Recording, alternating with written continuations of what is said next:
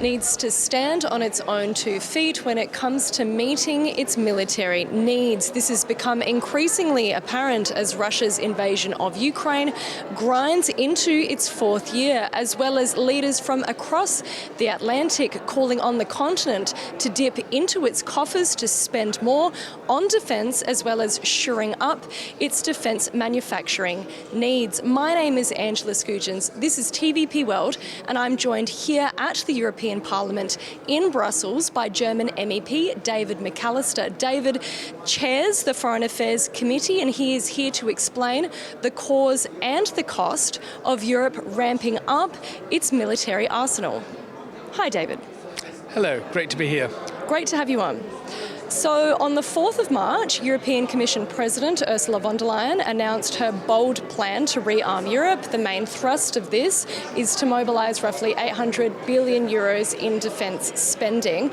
2 days after she proposed this, it was voted on at a European Council, thus circumventing the European Parliament. Is this the way that this should have gone? Should it have been discussed in the hemicycle just over there? Well, first of all, we in Europe have to do much more for our own security and defence. That means we need to spend more. We need to spend more effectively, and we need to spend more European. And that's why I welcome this plan of Commission President Ursula von der Leyen to rearm Europe. This is a step in the right direction. This plan has been endorsed in general by all 27 heads of state and government, but of course the details still need to be discussed. And of course the European Parliament should play an important role in this whole process, and that's why we also cross-party lines were in favour of this plan. But of course, when it comes to the involvement of the European Parliament, we have different views, but she picked this way, and we will probably have to accept this. What are you hearing from MEPs? Is there cause for concern, or are they in broad support of this measure? Well, we believe it's always better to involve the European Parliament fully, but let's look at the facts. This plan could mobilise up to 800 billion euros for additional defence spending in Europe, and that is the right way forward. Most of this is thanks to the escape clause, so that member states can spend more without violating European rules, but also there will be 150 billion euros with attractive loans for the member states to invest. And then we have other ideas like changing the mandate of the European Investment Bank, or trying to mobilise more private capital.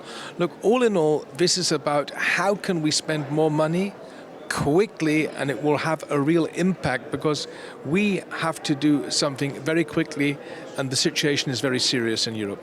So is there no opportunity then for MEPs to have their say on this proposal, or was that show of support, as you mentioned earlier, the only opportunity that they have to litigate this? Well, the Commission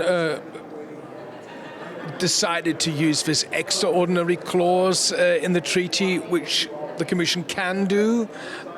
We could have imagined doing it in a different way, to getting the European Parliament on board, but I wouldn't focus too much on that. In general, the European Parliament needs to be involved. By the way, we have always been the driver for more European security and defence. If you look back, for years, the European Parliament has called on the member states to stop talking and actually taking action. And we wasted a lot of years where far too much at state level was talked, but not enough decided. Yes, I think what happened in the last 2 weeks surprised a lot of people. You know, you can't argue that things happen in Brussels at a glacial pace anymore, because that got over the line in a matter of days. But you're a German MEP. How do you envisage Berlin using this money, and when can they use this money? Well, what we're just witnessing in Berlin is a remarkable shift. The Germans want to invest 500 billion euros over the next years. This is a massive investment in our defense and security, and it was overdue, because Germany is one of the 27 member states in the European Union. Germany is the largest country in the European Union and an important military power. And that's why we always, my party at least, argued 2% defense spending can only be the minimum. We all know that we have to do much more. And by the way, I also welcome that, for instance, in Poland, there were very positive comments that Germany is finally stepping up. Poland, of course, is the leader with now defense spending with more than 4%. Poland showed remarkable leadership in this matter. Other countries, including my own, are now following. Do you think that US President Donald Trump might respect Europe more if it steps up to the plate with these actions? Because we know that that president has been calling for NATO allies to meet that 2% funding benchmark. Could it improve transatlantic relations? Well, first of all, the 2% benchmark is an overall minimum. We all know that defense spending will probably be 3% plus in future. I would always focus on what military capabilities do we actually need in Europe, and what don't we have, or how much additional spending does this require. And I think it's also very important that we really focus on more European cooperation, because the European defense industry is very fragmented. Planning takes far too long. If we want to have, in the long run, integrated European armed forces, the first thing we need to do is we need to purchase military equipment together. We have far too many weapon systems in Europe compared to the United States. Too many member states are doing little things on their own, but we need to think big. And if we want to think big, we need to think much more European.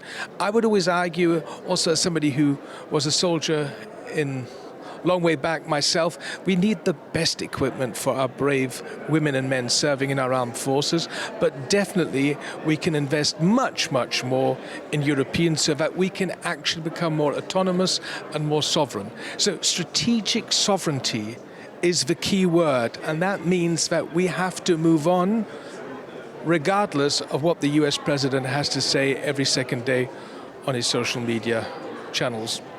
Speaking of, the European family, the European security architecture, we heard recently that French President Emmanuel Macron wants to open his nuclear umbrella to potentially encompass other European partner countries. Do you have any indication whether Germany wants to be protected by this nuclear arsenal? Well, the US nuclear deterrence for Germany is extremely important.